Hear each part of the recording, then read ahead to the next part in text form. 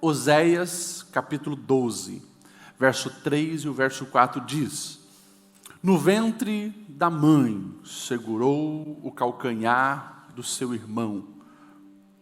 Como homem, lutou com Deus. Ele lutou com o anjo e saiu vencedor. Chorou e implorou o seu favor. Em Betel, teve encontro com Deus, que ali conversou com ele. Amém. Você sabe de qual personagem nós estamos falando? Pode falar mais alto?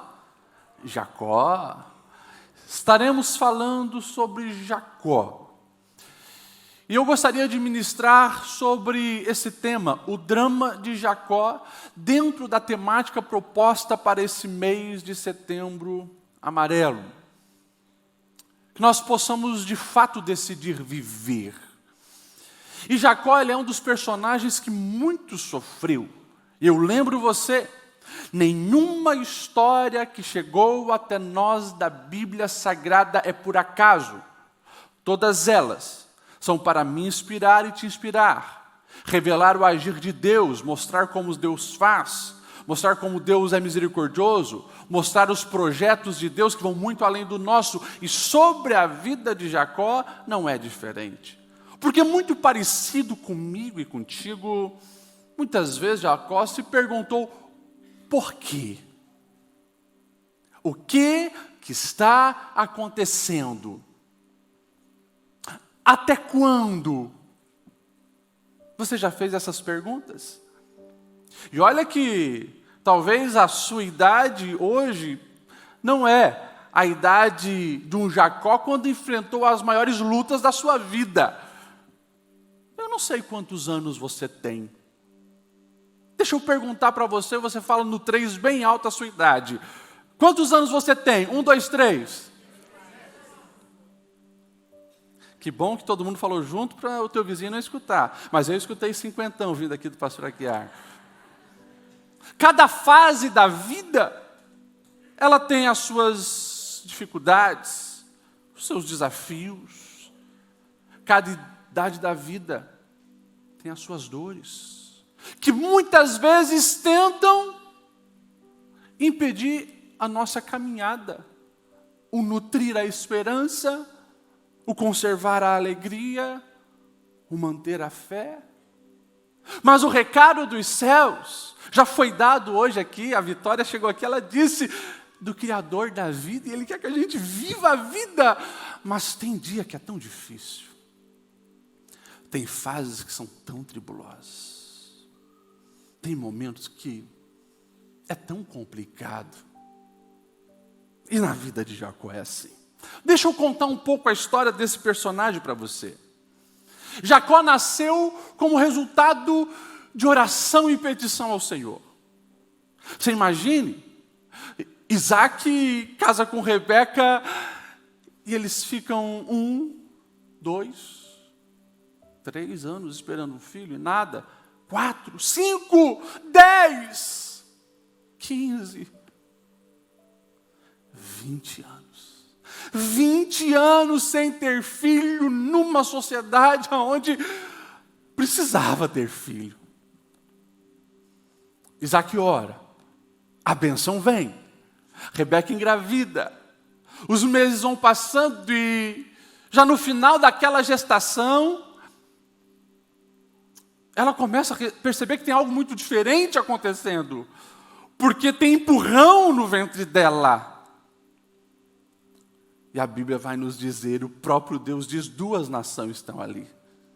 E desde o ventre, esse personagem chamado Jacó, ele já está em guerra, já está em briga, ele já está em luta. O dia do nascimento é marcante, cheio de peculiaridades. A Bíblia vai nos relatar os detalhes desse dia, porque os irmãos que brigavam, talvez brigavam também para ver quem saía primeiro, numa comunidade, num contexto onde o primogênito tem mais direito. Claro, eram bebês, não entendiam isso, mas Esaú ele sai primeiro. E recebe esse nome justamente porque esse filho que sai primeiro, ele é todo peludo, cheio de cabelos, recebe o nome de Esaú, peludo. E vão puxando aquele menino diferente para fora, mas de repente no calcanhar o irmão vem junto, agarrado no calcanhar. E justamente por isso, um bebê agarrando o calcanhar do outro recebe o nome de calcanhar, de Jacó. Ou seja, aquele que segura no calcanhar. E nós vamos perceber que essa ideia vai penetrando no coração daquele menino, quem segura no calcanhar, ou quem está tentando puxar o outro, quem está tentando trapacear, o enganador. E se não bastasse Jacó, ele nasceu no mesmo dia, mas não era o primogênito, ele cresce não apenas sabendo que a bênção do irmão seria maior, que os privilégios do irmão seria maior. Ele cresce vendo o pai desenvolver um apreço pelo irmão. Esaú vai se apaixonando pelos matos, pelas caças, e sempre trazia algo para o pai. Pai, cacei um cervo, cacei um coelho, e o pai aplaudindo. A Bíblia vai nos dizer num verso sobre a infância desses meninos. E o verso diz assim: Isaac apreciava muito mais Esaú. Porém, a esposa, Rebeca, apreciava Jacó. Não temos detalhes, é claro. Com o psicólogo eu às vezes coloco eles no divã para ouvi-los. E eu imagino, a Bíblia não fala, eu imagino que o que fez Jacó ser o favorito da mãe foi a questão dessa consciência muito mais ampla de uma mulher. Ao ver o pai amando mais o filho mais velho, apreciando, zelando mais pelo mais velho, e coração de mãe, geralmente, tende a se apegar ao mais frágil. Aquele que, quem sabe, está sofrendo desprezo, está chorando no canto porque não consegue o reconhecimento do pai como irmão. Isso eu imagino, e Jacó se torna o favorito da mãe. Mas nós vamos ver esses meninos crescendo e se tornam homens. A casa está dividida. Um é favorito de um lado, outro é favorito do outro. E Jacó, ele alimenta no seu coração aquela indignação de ser desprezado pelo pai, nesse sentido de não ser o favorito e de saber que não é o primogênito. E quando ele vê uma oportunidade, ele agarra. Certo dia, Esaú, seu irmão, chega da caça muito faminto. E ele está preparando um guisado de lentilhas. Uma refeição cheirosa, aparentemente saborosa. Era lentilhas no aspecto avermelhado. E Esaú diz, me dá um pouco disso. Eu imagino Jacó, pega aquela colherada. Isso aqui está tão bom. E Esaú diz, por favor me dá, eu estou desfalecendo de fome. Vamos fazer uma negociata? Qualquer coisa. Você me passa o seu direito de primogenitura. Pode ser, pode ser. Não, pode ser não. Faça um juramento. Eu juro. O que eu vou ganhar com isso? Eu estou aqui quase morrendo. E Esaú então vende a sua primogenitura, a despreza, por causa de um prato de lentilhas. E daí, ele começa também a ser chamado, não apenas Esaú, mas também de Edom, vermelho, porque trocou a sua primogenitura por um prato vermelho, e a gente sabe que lá na frente vem os povos edomitas. Jacó deu o seu jeitinho. Teoricamente, ele já tem o direito da primogenitura. Mas ainda não está dado o golpe completo. Porque ele sabe o poder da palavra de um pai. Rebeca sabe o poder da palavra de um pai. E a Bíblia vai nos dizer que os anos vão passando e quando Isaac, o pai, está velho para morrer, ele chama o seu filho Esaú e diz: meu filho, eu estou prestes a morrer. Os meus dias estão se indo. Caça alguma coisa, faz aquele alimento que eu gosto, prepara algo para mim, porque eu vou declarar a bênção sobre você, o meu primogênito. Esaú sai, mas Rebeca está ouvindo toda a conversa. Ela chama Jacó escondido e diz: Jacó, eu vi Isaac falando que hoje é o dia que ele vai abençoar com a bênção da primogenitura o seu irmão. Vai, traga alguma coisa para me fazer para ele, vamos preparar uma comida e você vai receber essa bênção. Ele fica: mas mãe, eu sou todo liso, meu irmão é peludo. Vai, eu vou dar um jeito. E eles preparam toda a trama para enganar Isaac. Jacó chega, coberto com pelos de animais, pegou a roupa do irmão, trouxe meu pai a refeição para receber a sua bênção. E o pai diz: olha, quem é você? Sou Esaú, seu filho mais velho.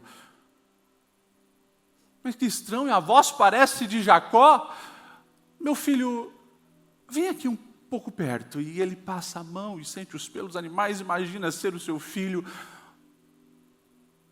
Meu filho, me dá um beijo. E Jacó chega e dá um beijo. É estranho, a voz é de Jacó, mas o cheiro é de Esaú. Ah, eu lembro dos campos. Isaac come e abençoa o seu filho Jacó, pensando ser Esaú. A Bíblia vai nos ensinando algo que pode complicar a nossa trajetória de vida e fazer ela perder o brilho. E a primeira lição está aqui. É quando você deseja o certo pelos métodos errados. Jacó, ele desejava uma bênção superior, mas ele usa o engano para alcançá-la. E claro, quando você faz essa escolha de querer o certo pelos métodos errados, você pode ter certeza que consequências ruins vão vir junto. A Bíblia vai dizer que quando Esaú chega com a caça, ele descobre que o irmão recebeu a sua bênção. Ele grita desesperado, seu coração fica dilacerado. E ele faz um juramento: os dias do meu pai estão chegando, ele vai morrer. E quando isso acontecer, eu vou matar Jacó. Já não é a primeira vez que ele me engana. Eu vou matar Jacó. Jacó agora percebe que a coisa ficou ruim. Então ele tem que fugir. E como eu falei, usou métodos errados, então ele vai perder tudo que tinha construído até aquele momento. Ele tem que se afastar da sua casa, dos seus pais. Ele nunca mais vai ver a sua amada mãe. E ele não vai, sabendo que tudo ficou certo na sua casa. Ele vai ser uma pessoa com a consciência pesada. Porque da onde ele está saindo, ele deixou mágoas, feridas, engano e traição. A palavra de Deus está nos ensinando que nós precisamos ter um cuidado, porque quando nós achamos que estamos se dando bem, seguindo métodos errados, nós corremos o risco de ferir as pessoas que estão ao nosso redor. E seguirmos na jornada da vida com a consciência pesada.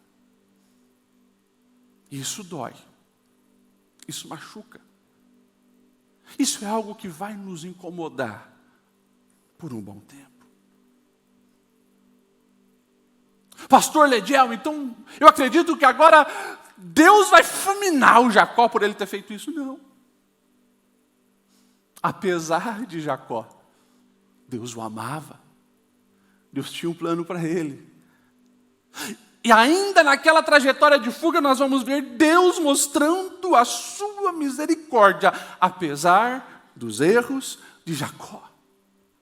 Enquanto ele fugia para Harã, no meio do caminho, escurece, ele pega uma pedra, faz ela de travesseiro, ele dorme e ele sonha. Ele sonha com uma escada que sai da terra e vai até os céus. Anjos sobem e descem por aquela escada. Ele percebe que tem algo ali especial. E no sonho Deus fala com ele dizendo: eu sou o Deus de Abraão e do seu pai Isaque. Ele acorda dizendo: certamente Deus está neste lugar. E o lugar que se chamava Luz, agora ele dá o nome de Betel, casa de Deus. E ali ele decide fazer uma promessa. Interessante que a promessa que ele vai fazer é uma promessa envolvendo muitos fatores materiais. Talvez a mente dele estava presa nisso. Gênesis 28, do 20 ao 22 vai dizer: se Deus estiver comigo, cuidar de mim nesta viagem que eu estou fazendo, prover-me de comida, roupa e me levar de volta em segurança depois à casa do meu pai, então o Senhor será o meu Deus. E esta pedra que hoje coloquei como coluna servirá de um santuário. Tudo que me deres, certamente eu te darei o dízimo. Jacó está tendo a sua primeira experiência com Deus, mas ainda não entende o peso de uma aliança. Sua preocupação talvez está mais no material. Mas Deus iria ensinar ao longo da vida preciosas verdades para esse homem. Ele continua rumo à casa da sua parentela por parte de mãe. E ele quer encontrar Labão, que é o seu tio, irmão da sua mãe. Ele vê alguns rebanhos, ele chega perto daqueles homens e pergunta: vocês já ouviram falar de um homem chamado Labão? Conhecemos, todos conhecemos. Inclusive, aquele rebanho que está vindo lá é do rebanho de Labão. Quem está cuidando daquele rebanho é a sua filha, que é pastor, o nome dela é Raquel. E quando ele vê Raquel chegar, a Bíblia vai nos dizer que Jacó fica bobo. Porque os pastores tinham falado: todos os rebanhos precisam chegar, nós removemos juntos a pedra e damos água para os animais. Mas quando ele vê os rebanhos de Raquel chegando, Jacó sozinho, um homem extremamente forte, tira aquela pedra, dá de beber aos rebanhos, e a Bíblia vai dizer que ele chega perto de Raquel, beija o rosto dela, começa a chorar em voz alta. Só depois vai dizer quem é. Que cena estranha. Quando Raquel fala, sabe agora quem é Jacó? Corre para falar ao seu pai. Meu pai, diga Raquel, eu conheci um parente. E nós sabemos que agora então Jacó vai para a casa de Labão. Começa a trabalhar lá, morar lá. Mas como diz certo ditado, quem planta vento colhe tempestade. E aqui é uma lição que nós precisamos entender, que é uma grande verdade que faz com que muitos corações andem pesarosos. É que a lei da semeadura, ela nunca falha.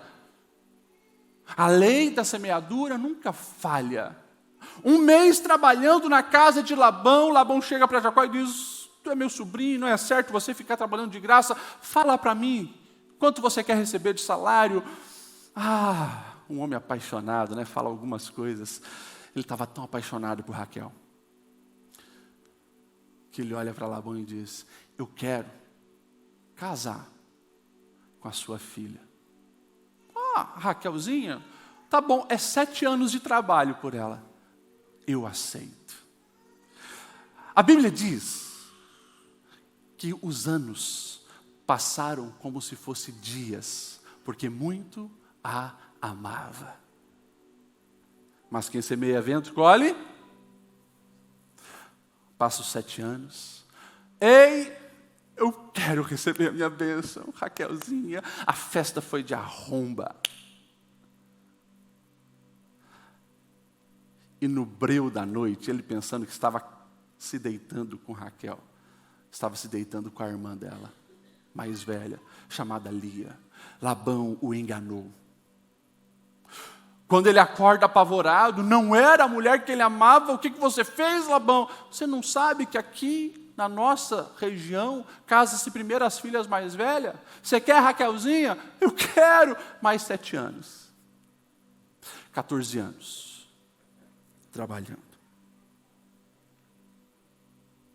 14 anos trabalhando. Agora, se quem planta vento colhe tempestade, quem planta engano vai colher engano.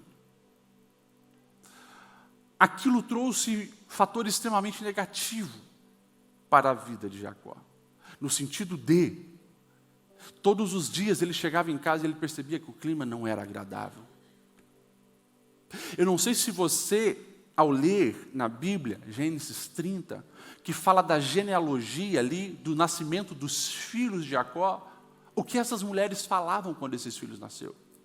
A Bíblia vai dizer o seguinte: Lia é a primeira a engravidar, porque ele agora ficou com as 2 irmãs, casou com as 2, e nasce o primeiro filho. O nome dele é Rúben. Quando ele nasce, Lia diz assim: Deus viu a minha infelicidade. É isso mesmo, a casa de Jacó é uma casa de infelicidade. O tempo passa, e Lia engravida de novo, e ela dá o nome do segundo filho, Simeão, e ela diz: Deus viu o meu desprezo. Uma mulher que sofria desprezo dentro de casa. Deus abençoa ali, ela tem um terceiro filho, Levi. Agora o meu marido vai se apegar a mim. O quarto filho, Judá, louvado seja o Senhor. Quando Raquel percebe, a irmã já tem 4, elas são rivais. Elas disputam o amor desse marido, e ela não consegue engravidar. O que ela faz? Ela pega a sua escrava, e ela entrega a escrava Bila para dormir com seu marido. E nasce então um homem chamado Dan. E sabe o que ela diz? Deus ouviu o meu clamor. Depois ela percebe que deu certo, entrega de novo essa escrava para o marido deitar com ela.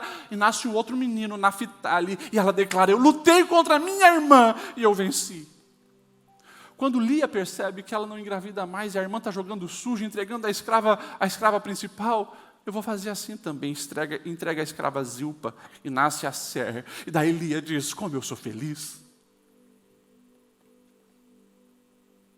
Depois, Lia volta a engravidar e vai ter mais 2 meninos. Issacar dizendo: Deus me recompensou. E Zebulon: agora Deus vai me tratar melhor. Lia ainda tem uma filha chamada Diná. E só depois de tudo isso, com muito choro e amargura de Raquel, ela clama ao Senhor e Deus responde. Ela vai ter um menino chamado José, que é o filho então da mulher amada, o primeiro filho, filho da velhice.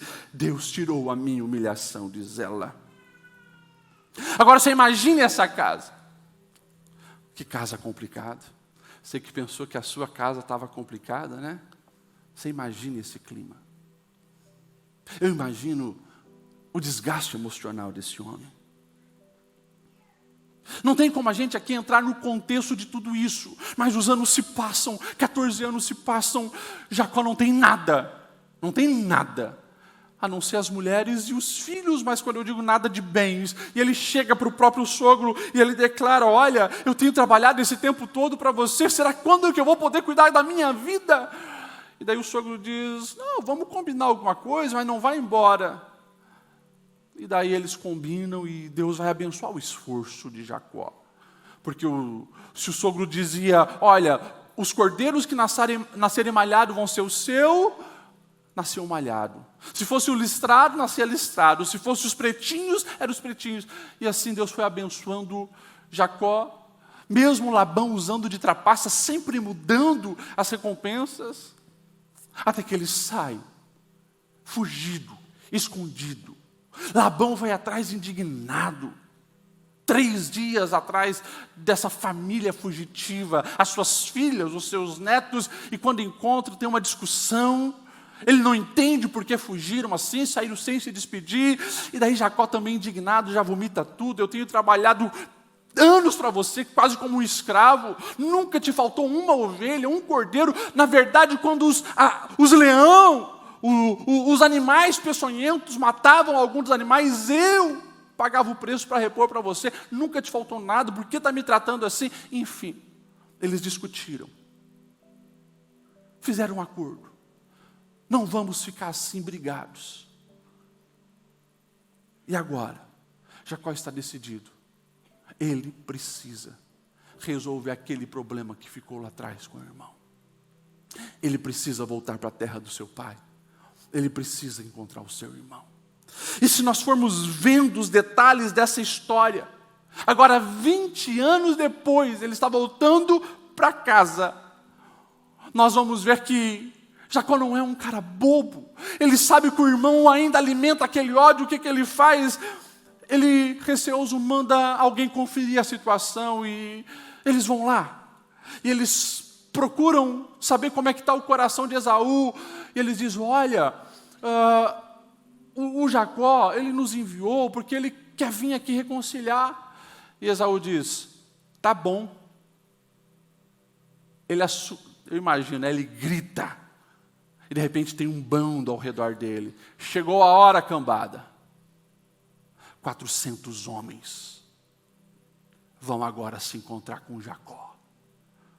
Os mensageiros voltam rapidinho e falam a Jacó, o seu irmão juntou 400 homens. E se alguém junta 400 homens para vir para cima de você, pode ter certeza, não é coisa boa.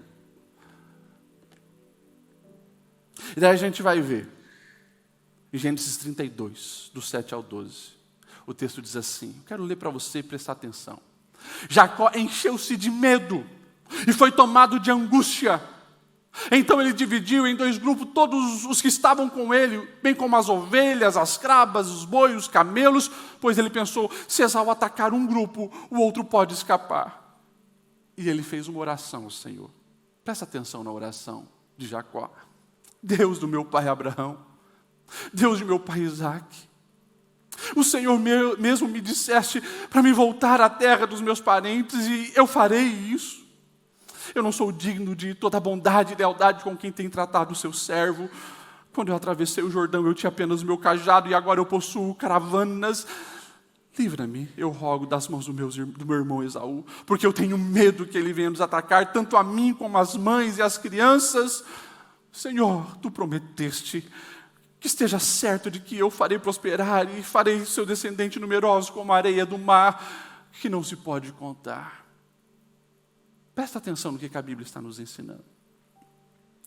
A Bíblia está nos ensinando que nas horas mais tensas de angústia, Deus é o refúgio, Deus é o recurso, Deus é o lugar que nós precisamos correr.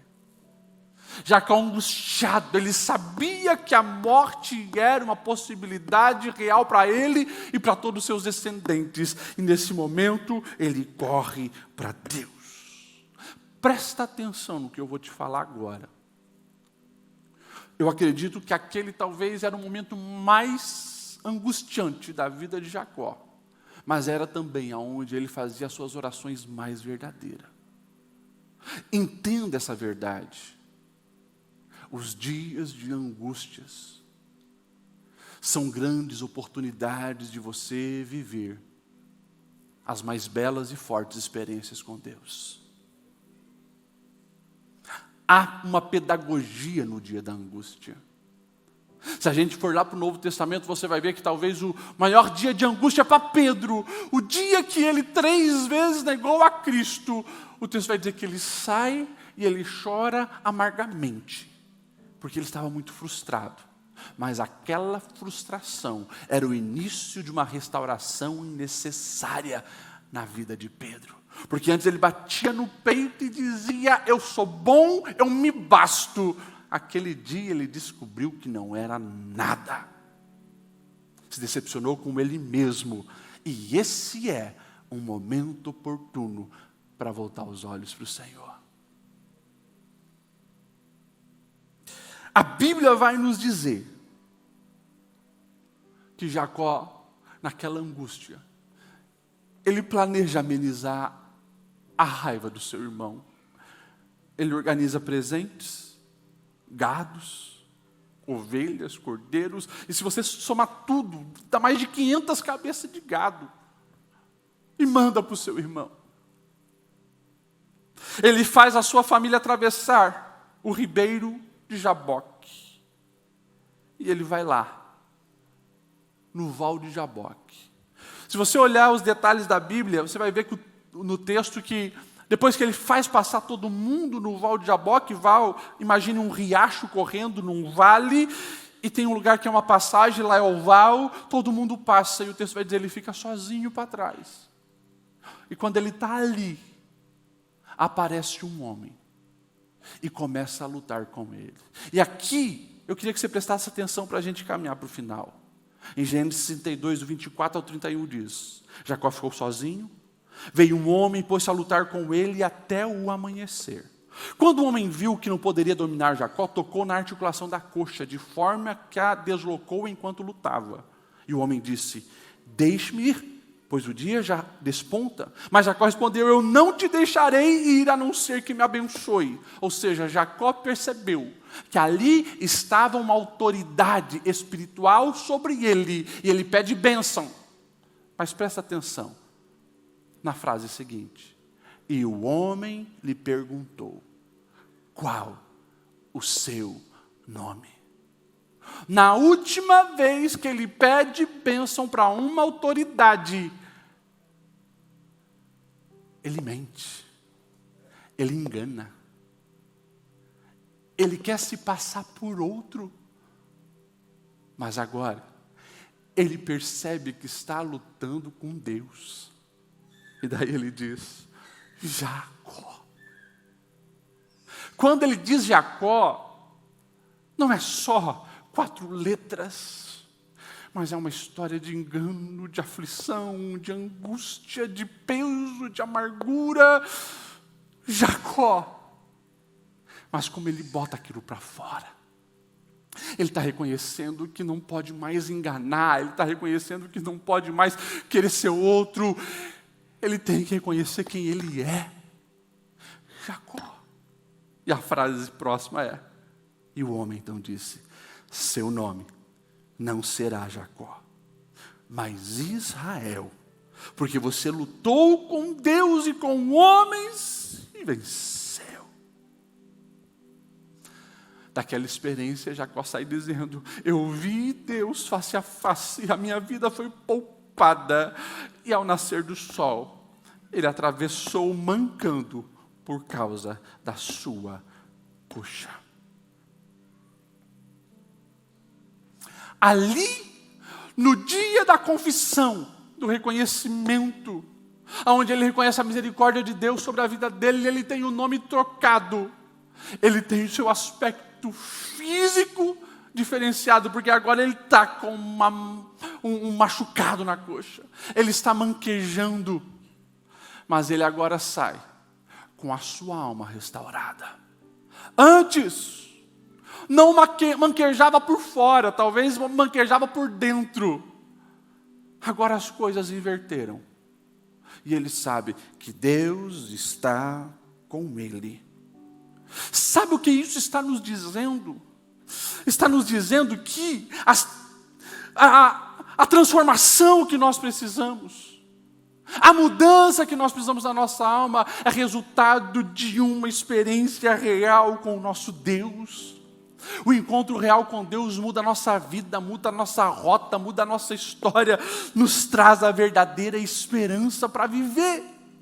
Ou seja, depois de 20 anos, ele volta e agora ele se está preparado para se encontrar com o irmão e resolver o que deveria resolver. Pastor Ledial, do que isso fala? Isso fala de um convite que o Espírito Santo faz para mim e para você, para nós reconhecer a nossa essência em Deus, reconhecer a nossa pequenez, a nossa fragilidade, reconhecer que muitas vezes nós queremos usar máscara para fingir ser o que não somos. Isso é peso, isso é amargura, isso impede de viver. Mas quando você reconhece, eu sou pecador, tem misericórdia de mim. Ele já enviou o seu filho Jesus para perdoar os seus pecados, e assim como fez com Jacó, transformando em Israel, ele pode fazer isso na minha e na sua vida. Nós precisamos entender que, se preciso for, Deus vai te ferir para te sarar. Eu vou repetir isso.